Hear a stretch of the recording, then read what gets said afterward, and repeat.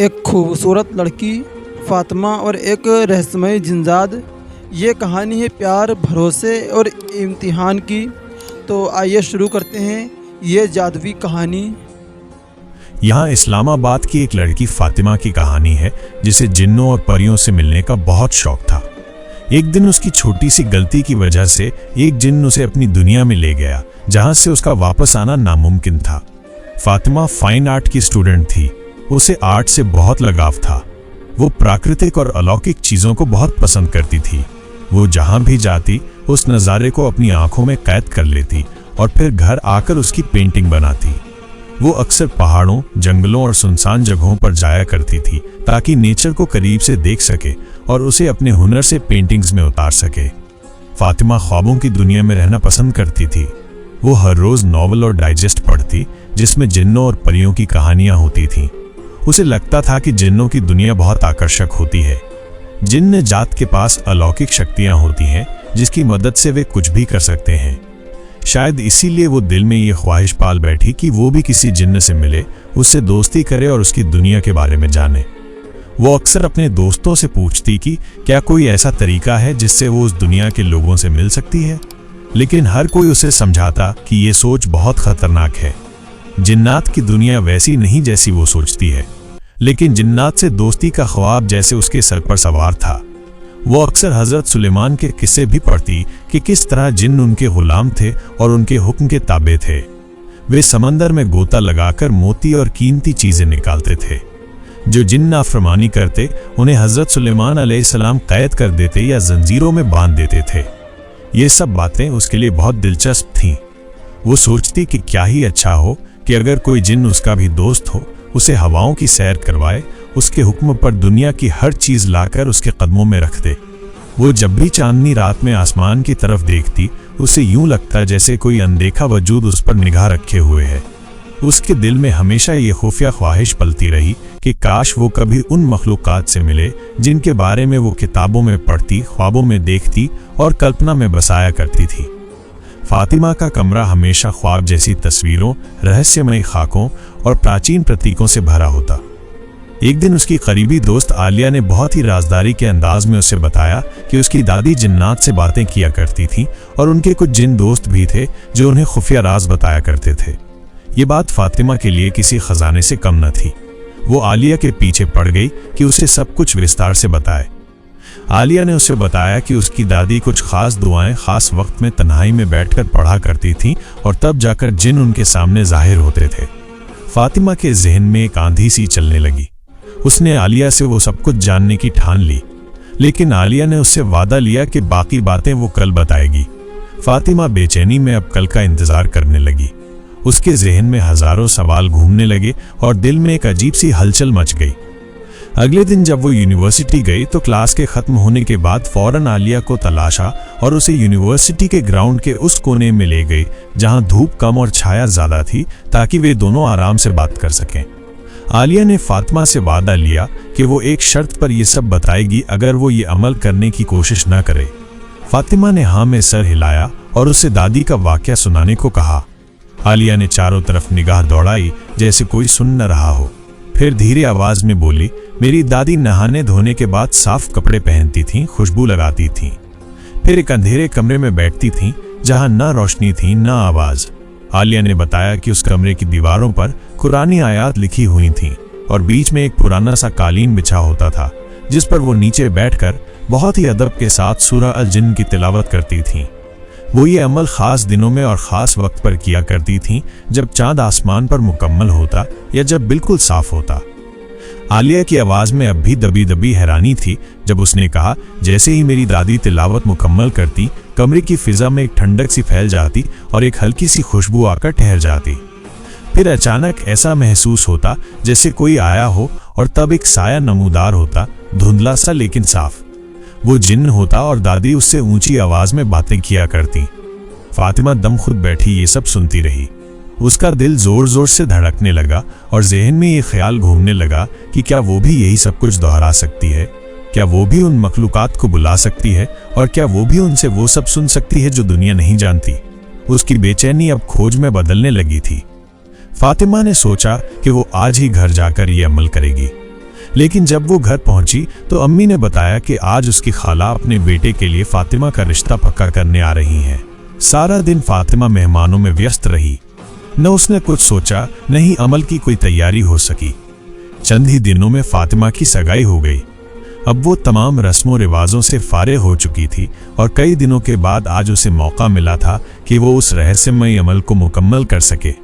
घर के सब अफराद गहरी नींद में सो चुके थे और दूसरी तरफ फातिमा रात गए तक जागती रही। उसने गुस्ल किया, नया साफ सुथरा लिबास पहना, खुद को सजाया, तेज खुशबूदार इत्र लगाया और अपने कमरे में मुकम्मल अंधेरा करके सूरह अल जिन का जाप करने लगी। चारों तरफ गहरी खामोशी थी। सिर्फ उसकी धीमी आवाज गूंज रही थी जो हर हर्फ को श्रद्धा और जज्बे से दोहरा रही थी। पूरे घर में कोई नहीं जानता था कि फातिमा इस वक्त क्या कर रही है। सब बेखबर गहरी नींद में थे, मगर फातिमा अपनी दीवानगी, शौक और जुनून में डूबी कई घंटों तक उस अमल में मशगूल रही।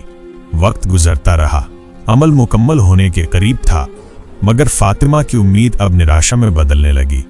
उसने शिद्दत से माहौल को महसूस किया, मगर न कोई वजूद, न कोई आहट, न कोई खुशबू। कुछ भी ऐसा महसूस न हुआ जो गैर मामूली होता। उसने दिल में सोचा, शायद ये सब सिर्फ कहानियां हैं, हकीकत में कुछ नहीं होता।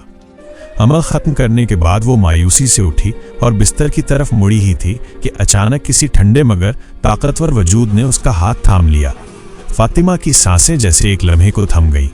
उसने हैरानी और खौफ से पीछे मुड़कर देखा तो उसके सामने एक रहस्यमयी वजूद खड़ा था। वो हवा में एक अनोखी महक बिखेर रहा था। उसकी आंखें बड़ी बड़ी और दहकते अंगारों की तरह सुर्ख थीं। चेहरे के नक्श निहायत वाज़े, खूबसूरत और पुरअसरार थे, जैसे किसी और दुनिया की मखलूक हो। इससे पहले कि फातिमा कुछ बोलती, उस वजूद ने भारी गूंजती हुई आवाज में कहा, फातिमा, और फिर एक लम्हे का वक्फा लेकर बोला, मैं जाफर जिन हूं। बोलो फातिमा, तुम मुझे इतनी बेताबी से क्यों बुला रही थीं? फातिमा की आंखें हैरत से फटी की फटी रह गईं। उसे यकीन ही नहीं आ रहा था कि ये सब वाकई उसके साथ हो रहा है। वो जिस ख्वाब में बरसों से जीती आई थी, आज वो ख्वाब हकीकत का रूप धारण कर चुका था। उसके लहजे से साफ जाहिर था कि वो एक नरम दिल जिन है। उसकी आवाज में कोई खौफ नहीं था, बल्कि एक पुरअसरार सी मोहब्बत और नरमी छुपी हुई थी। वो मुस्कुराकर बोला, मैं यहाँ करीब ही हवा में प्रवास कर रहा था, लेकिन किसी अनजानी ताकत ने मुझे तुम्हारी तरफ खींचा और यूं मैं तुम्हारे पास आ गया। फातिमा हैरत और खुशी के साथ उससे बातें करने लगी। उसने जाफर को बताया कि उसे जिन्नात के बारे में जानने का हमेशा से बहुत शौक था। उसे उनकी दुनिया, उनके अंदाज और उनकी हकीकत को समझने की ख्वाहिश थी, और इसीलिए उसने ये अमल किया ताकि वो देख सके कि जिन्नात हकीकत में कैसे होते हैं। जाफर ये सुनकर धीमे से मुस्कुराया। उसे फातिमा की मासूम बातों में एक अलग ही लुत्फ महसूस होने लगा। उसकी आंखों में खुदगर्जी नहीं, खौफ नहीं, बल्कि एक खालिस जुस्तजू और मासूम तलब थी। वे दोनों कुछ देर तक बैठे बातें करते रहे। फातिमा सवाल करती, जाफर तहम्मुल से जवाब देता। यूं लगता था जैसे एक नई दुनिया के दो अलग अलग मखलूकें एक लम्हे को एक ही फिजा में सांस ले रही हों। कुछ देर बाद जाफर ने फातिमा से वादा किया कि वो दोबारा जरूर आएगा और एक रोज उसे अपनी दुनिया भी दिखाएगा। ये सुनकर फातिमा की आंखों में एक चमक सी उभरी, लेकिन जाफर उसी खामोशी से गायब हो गया जैसे आया था। उसके जाने के बाद फातिमा की आंखों की नींद मुकम्मल तौर पर उड़ चुकी थी। वो सोना चाहती थी, लेकिन ज़हन में चलती तस्वीरें, आवाज़ें और लम्हे उसे सोने ना दे रहे थे। आखिरकार वो बिस्तर से उठी और फौरन जाफर का स्केच बनाने लगी। उसके चेहरे के नक्श अब भी उसकी आंखों में कैद थे, जिन्हें उसने अपनी उंगलियों की मदद से कागज पर उतार लिया, जैसे कोई ख्वाब हकीकत में ढल गया हो। स्केच मुकम्मल होते ही उसने उसे अपने कमरे की दीवार पर सजा दिया, जहां से जाफर की सुर्ख आंखें उसे जैसे हर पल देखती रहीं। अगले दिन फातिमा मामूल से ज्यादा खुश दिखाई दे रही थी। उसके चेहरे पर एक अजीब सी चमक थी, आंखों में उम्मीद और होठों पर बेसाख्ता मुस्कुराहट। वो खुशी खुशी कॉलेज गई, हर एक से नरमी और गर्मजोशी से मिली, जैसे उसके अंदर कोई नया जज्बा बेदार हो चुका हो। वापसी पर जैसे ही वो अपने मामूल के कामों से फारिग हुए, फौरन अपने कमरे में चली गई। घर वालों ने हैरत से पूछा, आज क्या बात है, तुम इतनी जल्दी सोने जा रही हो? फातिमा ने मुस्कुराकर जवाब दिया, आज एक अहम असाइनमेंट तैयार करनी है, इसीलिए जल्दी जा रही हूँ। वो जानती थी कि उसे क्या करना है। सब काम खत्म करने के बाद वो अपने कमरे में मुकम्मल खामोशी और तन्हाई में जाफर का इंतजार करने लगी। उसका दिल हर लम्हा धड़क रहा था। आंखें बार बार दरवाजे और खिड़की की तरफ उठती थीं। और जैसे ही जाफर कमरे में नमूदार हुआ और सामने दीवार पर लगी अपनी पेंटिंग देखकर मुस्कुराने लगा, फातिमा का चेहरा खुशी से झूम उठा। उसकी आंखों में चमक दुगनी हो गई, जैसे किसी ने अंधेरे में दिया जला दिया हो। अब वो दोनों पुराने दोस्तों की तरह बातें करने लगे। वक्त का एहसास ही न रहा और घंटे पलक झपकने में गुजर गए। जाफर उसे अपनी दुनिया की छोटी छोटी बातें बताता और फातिमा हैरत से सुनती, जैसे किसी नॉवल का सफ़ा हो जो उसके सामने खुलता जा रहा हो। जब जाफर के जाने का वक्त आया तो फातिमा के चेहरे पर हल्की सी उदासी छा गई। वो चुप हो गई, जैसे कोई अपना अचानक रुखसत हो रहा हो। जाफर खामोशी से मुस्कुराया, फिर मिलने और उसे हवा में परवास करवाने का वादा किया और हवा में तहलील हो गया। उसके जाने के बाद फातिमा ने गहरा सांस लिया, खुद को बिस्तर पर डाला और पलक झपकते ही नींद की आगोश में चली गई। अगले दिन रोजमर्रा के कामों से फारिग होकर फातिमा वक्त से पहले ही अपने कमरे में चली गई। उसके चेहरे पर एक अजब सी बेताबी, आंखों में चमक और दिल में बेकरारी थी, क्योंकि आज का लम्हा उसके लिए खास था। आज वो जाफर के साथ हवा में परवास करने वाली थी। जाफर जैसे ही मिलने आया, फातिमा की खुशी की इंतहा न रही। उसके चेहरे पर ऐसी रोशनी थी जो लफ्जों में बयान नहीं की जा सकती। उसने इस लम्हे का बरसों से इंतजार किया था। ये ख्वाब उसके दिल में सदियों से बसा हुआ था। वे दोनों छत पर गए, जहां रात की खामोशी और ठंडी हवा ने माहौल को पुरअसरार और खूबसूरत बना दिया था। जाफर ने उसका हाथ थामा और दोनों खुली फिजा में परवास के लिए निकल गए। फातिमा के लिए ये सब कुछ किसी ख्वाब से कम न था, लेकिन ये ख्वाब वो कभी टूटने नहीं देना चाहती थी, चाहे ये उसे हकीकत से दूर ही क्यों न ले जाए। जैसे ही वो फजा में उड़ी, उसके कहकों की आवाजें बादलों में गूंजने लगी। हवा उसके गर्द रक्स करने लगी और रात के आसमान पर चांदनी उसके चेहरे को चूमने लगी। उसने जाफर का हाथ थामा हुआ था और जमीन को एक ऐसे झाबिये से देख रही थी जो उसने कभी सोचा भी न था। नीचे नजर आने वाले घर उसे निहायत छोटे खिलौनों जैसे महसूस हो रहे थे, ऐसे जैसे कोई बच्चा ने खेलने के लिए तरतीब दिए हो। ये मंजर वाकई रूह परवर था, ऐसा कि लफ्ज भी उसका एहताता न कर सके। आज फातिमा ने दुनिया को एक नई आंख से देखा। जब परवास खत्म हुई तो वो दोनों खामोशी से वापस कमरे में आ गए। फातिमा के चेहरे पर एक तमानियत भरी मुस्कुराहट थी। वो धीरे से बिस्तर पर लेटी, आंखें बंद की और उस लम्हे को दिल में कैद करके नींद की आगोश में उतर गई। फातिमा के सब घर वालों ने महसूस किया कि वो अब अपने आप में मग्न रहने लगी है। न घर वालों के साथ बैठती है, न कोई दोस्त उसके घर आती है जैसे पहले आया करती थी, ना ही वो कहीं बाहर जाना पसंद करती है। उसे हर वक्त बस अपने कमरे में ही रहना अच्छा लगने लगा था। उसका ये रवैया सबके लिए अजीब था, लेकिन सब ने यही सोचा कि शायद फातिमा के फाइनल इम्तिहानात करीब आ रहे हैं, इसीलिए वो पढ़ाई पर तवज्जो दे रही है। मगर असल फिक्र तो तब हुई जब कुछ महीनों बाद उसके इम्तिहानात खत्म हो गए और तालीम मुकम्मल करने के बाद भी जब वो घर पर थी तब भी सारा दिन अपने कमरे में बंद रहती। न किसी से बात, न कोई मेल जोल, न हंसी, न आवाज। आने वाला हर नया दिन फातिमा के लिए खुशी लेकर आता, क्योंकि वो अब रोज जफर से मिलती, घंटों उससे बातें करती और ये मुलाकातें उन दोनों के दरमियान एक मानूस सा रिश्ता कायम कर चुकी थी। जाफर की बातों में एक नई दुनिया थी, एक ऐसा सुकून जो फातिमा को कहीं और नहीं मिलता था। ज्यों-ज्यों वक्त गुजरता गया वो जाफर के और करीब होती गई और साथ ही उसकी सोशल लाइफ मुकम्मल तौर पर खत्म होती चली गई। उसकी जिंदगी का मरकज अब सिर्फ एक ही शख्सियत बन चुकी थी। दुनिया, रिश्ते, दोस्त, सब कुछ पीछे रह गया था। बस एक कमरा, एक तस्वीर और एक अनदेखी दुनिया जहां सिर्फ वो और जाफर था। फातिमा पढ़ाई से फौरग हो चुकी थी और अब उसकी खाला ने उसकी शादी का मुतालबा कर दिया। घर में सब राजी हो गए और शादी की तारीख मुकर्रर कर दी गई। शादी की तैयारियों का आगाज हो चुका था। हर तरफ गहमा गहमी थी, मिठाइयाँ, कपड़े, दावतनामे, हर चीज तरतीब पा रही थी।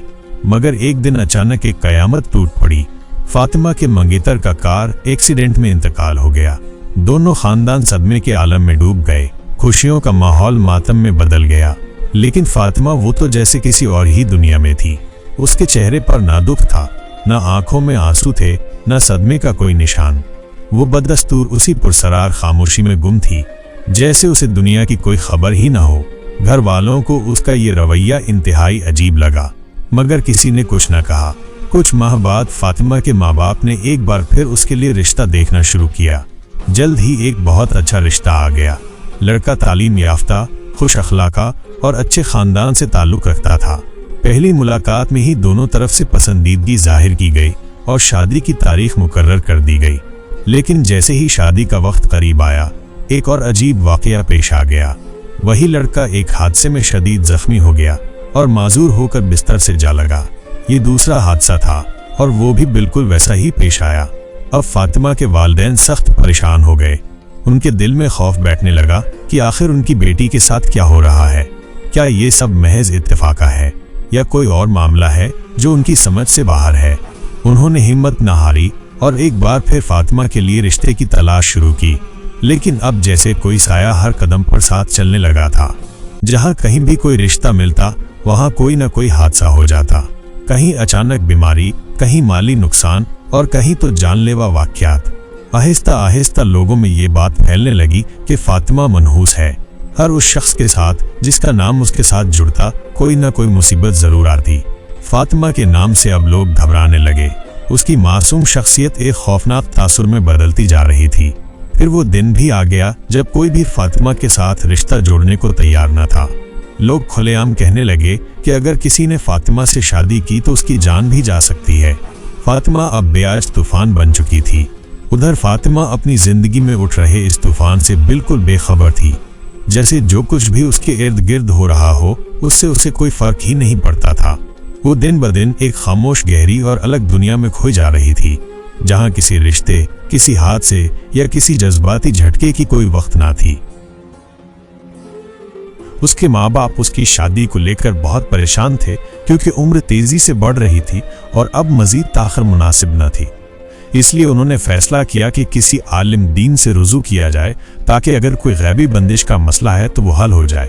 कई पीरों, फकीरों, आमिलों से मदद ली गई। ताबीज़ व दम दरूद भी किए गए, मगर कोई भी फातिमा की हालत की तह तक न पहुंच सका। वो सबके लिए एक उलझी हुई पहेली बन चुकी थी। दिन ब दिन वो मजीद गुमसुम होती गई। वो अब किसी से बात तक न करती थी। सारा दिन अपने कमरे में बंद रहती और अगर कोई उससे बात करने की कोशिश करता तो ऐसा लगता जैसे वो किसी दीवार से मुखातिब हो। ना सुनना, ना समझना, ना जवाब देना, जैसे उसकी रूह किसी और दुनिया में मुंतकिल हो चुकी हो। ये सब कुछ अब उसके माँ बाप के लिए नाकाबिले बर्दाश्त बनने लगा। यहाँ तक कि एक रात फातिमा की माँ ने फैसला किया कि उससे खुद देखना होगा कि वो अपने कमरे में आखिर करती क्या है। लिहाजा उसने जल्द सोने का बहाना किया और चुपके से फातिमा के पीछे उसके कमरे के दरवाजे के बाहर जा खड़ी हुई। जैसे ही फातिमा अंदर गई, फौरन अंदर से अजीब और गरीब आवाजें आने लगी। वो जोर जोर से हंस रही थी और किसी से बड़े मोहब्बत भरे अंदाज में बातें कर रही थी, जैसे वो उसके दिल के सबसे करीब हो। उसकी आवाज में खुशी और सरशारी नुमाया थी। ये सब कुछ देखकर फातिमा की माँ सख्त में आ गई कि जो बेटी दिन भर एक लफ्जा नहीं बोलती, वो अचानक कमरे में जाकर इतनी जिंदा दिल और पुरजोश कैसे हो जाती है। वो आखिर बात किससे कर रही है? क्या वो वाकई अकेली है या उसके कमरे में कोई और भी मौजूद होता है? परेशानी के आलम में धड़कते दिल के साथ वो खामोशी से वापस लौट गई, मगर उसके जहन में सवालों का तूफान बरपा हो चुका था। अगले दिन फातिमा की माँ चुपके से दोबारा उसके कमरे के बाहर जा खड़ी हुई ताकि जान सके कि आखिर वो किससे बातें करती है। जैसे ही फातिमा ने कमरे में कदम रखा, फिर से अंदर से उसकी खुश कलामी की नरम व नाजुक आवाजें सुनाई देने लगी, मगर इस बार इन आवाजों में एक नई बात थी, जैसे वो किसी छोटे बच्चे से शफकत भरी बातें कर रही हो, उसे प्यार कर रही हो, लोरियां दे रही हो। फातिमा की माँ की हिम्मत जवाब दे गई और उन्होंने फैसला किया कि अब बस वो खामोशी से कमरे में झांक कर देखेंगी कि अंदर आखिर है कौन। उन्होंने होले से दरवाजे का एक कोना खोला और अंदर झांका तो उनकी आंखें हैरत से फटी की फटी रह गई। कमरे में फातिमा अकेली थी, मगर वो किसी अनजाने वजूद से मुस्कुरा कर यूं बातें कर रही थी जैसे कोई पागल हो, जैसे वो किसी ऐसे वजूद से मुखातिब हो जो सिर्फ उसे दिखाई देता हो। फातिमा की माँ ज़ब्त न कर सकी। वो दहाड़े मार कर रोने लगी, क्योंकि अब उन्हें यकीन हो चुका था कि उनकी बेटी किसी बहुत बड़ी मुसीबत में फंस चुकी है। शायद वो किसी और दुनिया में कदम रख चुकी है। उसी लम्हे उन्होंने अपने शौहर को सारी बात बताई और दोनों ने फैसला किया कि फातिमा को किसी बड़े आलिम दीन या इमाम के पास ले जाया जाए ताकि असल हकीकत मालूम हो सके। अगले दिन जब माँ ने फातिमा से कहा कि वो उनके साथ इमाम साहब के पास चले, तो वो फौरन बगैर कुछ कहे अपने कमरे में चली गई और दरवाज़ा बंद कर लिया, जैसे वो वहां जाने का तस्वुर भी बर्दाश्त न कर सकती हो। अब माँ बाप अकेले ही मस्जिद गए और इमाम साहब को तमाम हालात तफसील से बताएं। इमाम साहब ने गहरी सोच में डूबकर कहा कि मामला काफी संगीन मालूम होता है। मुझे लगता है आपकी बेटी किसी और दुनिया में जा चुकी है या किसी ऐसी मखलूक के कब्जे में है जो इंसानी नहीं। मगर असल बात तभी पता चलेगी जब मैं फातिमा से खुद मुलाकात करूंगा। इमाम साहब ने वादा किया कि अगले दिन वो उनके घर आएंगे और खुद फातिमा से बात करेंगे। अगले दिन जब इमाम साहब फातिमा के घर पहुंचे तो जैसे ही उन्होंने दहलीज पर कदम रखा, उन्हें एक अजीब सी कैफियत ने घेर लिया। फजा में एक गैरमरी बोझ सा महसूस हो रहा था, जैसे कुछ अनदेखे वजूद वहां मौजूद हो।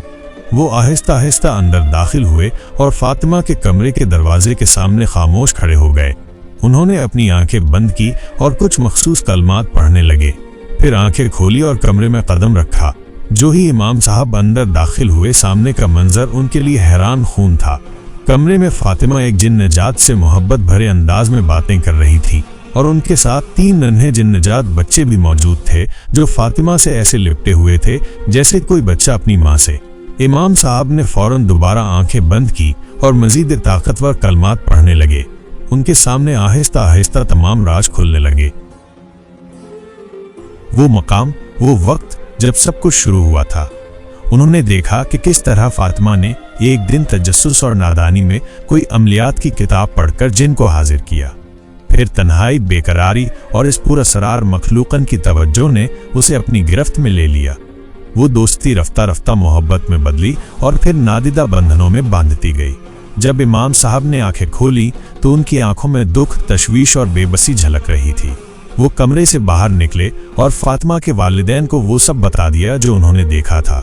उन्होंने कहा कि मामला बहुत बिगड़ चुका है। आपकी बेटी ने एक जिन्नजात से निकाह कर लिया है। उनके 3 बच्चे भी हैं और उसने अपने कमरे को उस जिन्नजात की दुनिया से जोड़ दिया है। ये सब उस वक्त शुरू हुआ जब फातिमा ने किसी नादानी में इस मखलूक को पुकारा और फिर रफ्तार रफ्ता उसकी दुनिया का हिस्सा बन गई। वालिदैन ये सब सुनकर सख्त में आ गए और रोते हुए बोले कि क्या कोई तरीका नहीं कि हमारी बेटी वापस आ जाए। इमाम साहब ने गहरी सांस लेते हुए कहा कि सिर्फ एक ही तरीका है। अगर फातिमा खुद वापस आना चाहे तभी वो दुनिया से लौट सकती है, लेकिन अगर हमने जबरदस्ती करने की कोशिश की तो वो फातिमा की जान से भी हाथ धो बैठेंगे। इमाम साहब की बात सुनकर फातिमा के माँ बाप के पैरों तले से जैसे जमीन निकल गई। उनकी आंखों में खौफ और दिल में एक ऐसी बेबसी घर कर गई जो लफ्जों में बयान नहीं की जा सकती। इमाम साहब ने निहायत संजीदगी से कहा कि अगर वो किसी तरह फातिमा को राजी कर लें कि वो उस दुनिया से नजात पाने के लिए उनकी मदद करे तो शायद वो उसे वापस लाने में कामयाब हो सकेंगे। लेकिन जिस मकाम तक वो पहुंच चुकी है, वहां से किसी भी इंसान का जिंदा लौट आना तकरीबन नामुमकिन होता है। इमाम साहब के जाने के बाद फातिमा के वालिदैन ने बेचैनी से उससे बात करने की कोशिश की। उसे पुकारा, समझाया, मिन्नतें की कि होश में आ जाए और इस दुनिया में लौट आए, लेकिन फातिमा ने जैसे उनकी आवाजें सुनी ही नहीं। सब कुछ नजरअंदाज किया और खामोशी से पलटकर अपने कमरे में चली गई। फिर दरवाजा अंदर से बंद कर लिया, जैसे वो अब किसी की नहीं रही, जैसे वो सुनना ही न चाहती हो। अगले दिन जब उसकी माँ कमरे में गई तो कमरा खाली था। फातिमा गायब थी, वो कहीं भी नहीं थी। उन्होंने पूरा घर छान मारा, हर कोना, हर दरवाजा, हर खिड़की देखी, मगर वो कहीं न मिली। घबराकर इमाम साहब से राब्ता किया तो उन्होंने निहायत अफसोसनाक लहजे में कहा, अब फातिमा मुकम्मल तौर पर उस दुनिया का हिस्सा बन चुकी है जहां से उसकी वापसी मुमकिन नहीं। कोई नहीं जानता था कि फातिमा कहाँ चली गई, नहीं ये मालूम था कि क्या वो कभी वापस आएगी भी या नहीं। उसके माँ बाप, बहन, भाई और घर के सब लोग आज भी उसकी याद में आंसू बहाते हैं। उसके हंसने, चलने और बोलने की आवाज़ों को याद करते हैं और हर दिन ये उम्मीद रखते हैं कि शायद एक दिन वो दरवाज़ा खुले और फातिमा वापस आ जाए। लेकिन फातिमा इन सब जज्बात से अब अनजान हो चुकी थी। वो उस दुनिया में जा चुकी थी जहां इंसान का दिल नहीं, सिर्फ रूह बोलती है। उसने उस हस्ती का साथ पा लिया था जिसके लिए उसका दिल बरसों से तड़प रहा था। उस मोहब्बत को गले लगा लिया था जिसकी उसे तलाश थी। फातिमा ने इस दुनिया को छोड़ दिया था, लेकिन अपनी चाहत को हासिल कर लिया था और शायद उसके लिए यही काफ़ी था। तो दोस्तों, ये थी हमारी आज की कहानी।